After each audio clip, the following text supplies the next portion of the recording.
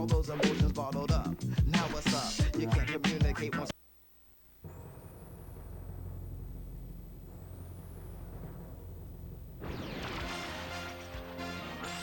This is Sportscenter. Hi there, I'm Chris Berman. We got a lot of games to cover, so let's get to it. In our first game this week, we had the Bengals come away with a decisive 10-point win. The Lions won this contest, but will stay at the first place in the NFC North. Number 80 stepped it up this week and gave his team some added firepower for the win. McGee threw 3 strikes to the end zone and helped his 49ers beat the Panthers. Down in the Lone Star State in Houston, we had the Texans get sent away with a 7-point loss. We had an interesting free agency pickup of note here. Trey's got the lowdown for us. Trey? All right, Chris. Let's switch gears and talk about players that'll have new homes in the National Football League, as free agency continues to play such a huge role in determining a team's makeup. Castro is on the move as he gets a contract for what can only be referred to as crazy money. 3 years, $2.2 million. Johnson is going to find himself with a new club, and he'll be in a new tax bracket too. 5 years, $3.6 million. Robert Johnson is also on the move as he signs a robust 5-year contract with the Packers. Falcons, Buccaneers. Michael Vick is at the opponent's 29-yard line. He swings out as a safety valve.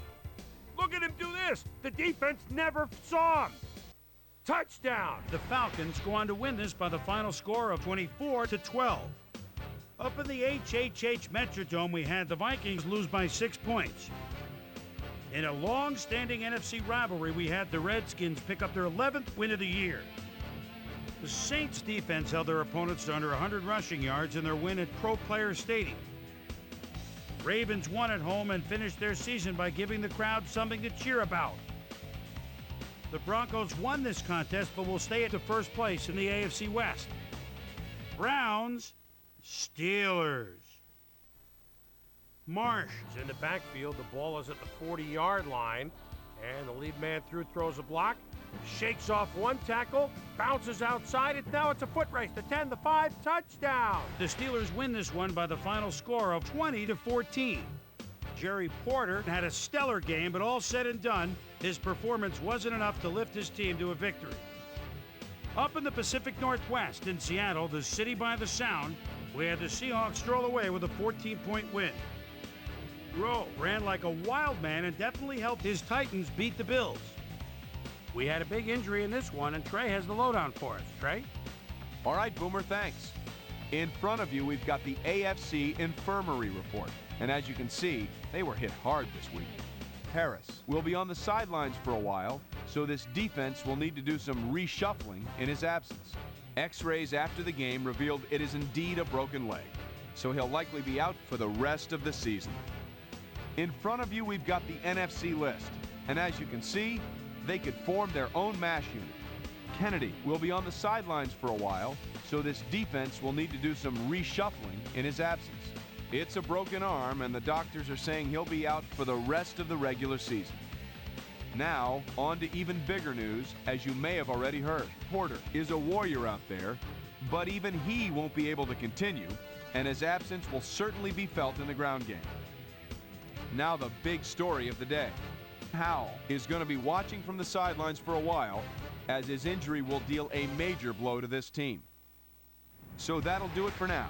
Chris, let's send it back to you. And in our final game, we had the Cardinals come away victorious.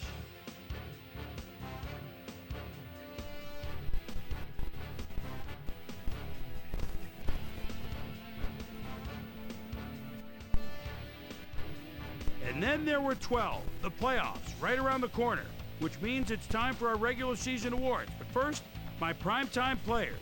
The final round of game balls go to these Warriors, each with a standout performance in the final game of the regular season. All right, as promised, here's a look at this year's best of the best, our season-ending NFL award. Arnold, without a doubt, is going to take home the hardware in this one. You see the numbers on your screen, but numbers really don't tell the whole story.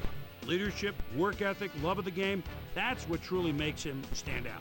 He had without question the best year of anyone. Aguilar has got to be our choice for Offensive Player of the Year, and you've got to be hard-pressed to find better numbers than that. Obviously, give a lot of credit to the rest of the offense, but this is the guy that was driving the car, so to speak. Riley gets the nod as our Defensive Player of the Year. I think when you look at this award, you think of guys that can really excel against either the run or the pass, but this guy can do both. What a year he had. Manning comes away with the Offensive Rookie of the Year award.